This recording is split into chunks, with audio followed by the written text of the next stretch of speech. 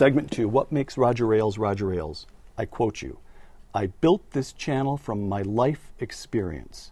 My first qualification is I didn't go to Columbia Journalism School. There are no parties in this town that I want to go to, close quote. And my reply to that is, why not? New York is full of people who come from little towns like Warren, Ohio, and take to the place and go to the parties. What is it in your life experience that has enabled you or compelled you to remain insistently an outsider? Well, I started out digging ditches in Ohio and putting in sewer pipe, and I know those people very well. They don't get to go to these parties. They're happy to get to go to the Olive Garden on a Friday night and go home and watch a game. And frankly, that's more entertaining than going to the New York parties. I've been to some. I have to go to some for business purposes, but I never wanted to necessarily. It's just my personality. I understand what's going on out there. People are really hurting. I went back to my hometown. They were holding up signs, "Welcome home, Roger. Please come back. Bring jobs." I mean, these are people who are really suffering. They're people who are worried about the security of the United States. They're worried about being able to afford college for their kids. And so I work like I worked when I was 25 years old. I don't work any differently. And so I don't party any differently, probably. So you have made a conscious effort to remain in touch with the heartland in a way that the folks who staff most newsrooms around here, you would argue, just haven't. Well, I meet too many people who want to be seen in restaurants and get the right table and want people to think that they care. They wear ribbons for various charity events. I try to contribute to charity. I try to help people where I can, but I don't wear the pins. And so they assume that I don't care. Of course I care, but I don't think wearing the right pin makes me a caring person. I think whether I am or I'm not is in my heart. Ken Oletta, quote, listen to this one. Roger Ailes needs enemies like a tank needs fuel. You've been successful, Roger, since you were in your 20s. I mean, producer of the Mike Douglas show when it started out in Cleveland and it became a big national show, and all this is happening to you while you're still in your 20s. You got success early, and yet you remain, as everyone will say, one of the most pugnacious men in the business. How come? Why the pugnacity? Well, I would argue with that. I don't need enemies. I have plenty. I actually don't need any more. I've had my ups and downs in my life and in my career, but it's not whether you stay down, it's whether you get up. And I've had to get up several times, and I do. I don't look for fights. But you don't mind them.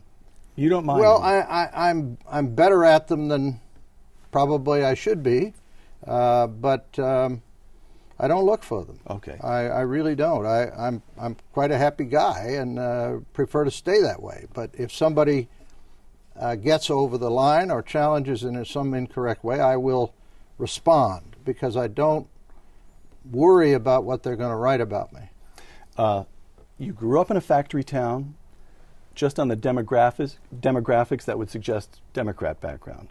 You made your career in the media, again, just on the sort of demographic averages that would suggest that you'd be a liberal Democrat.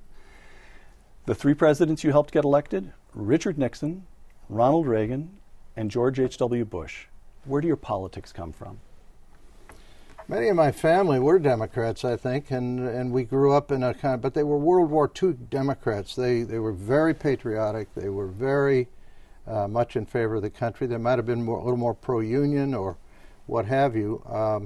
I never had a political thought, I don't think, until they asked me to join the Richard Nixon campaign. But I joined as a television producer. Now the New York Times likes to write that I was somehow a strategist guy, right, and in charge of the Southern strategy. I was hired to put the key light and the backlight in the right place and make sure the tape was rolling.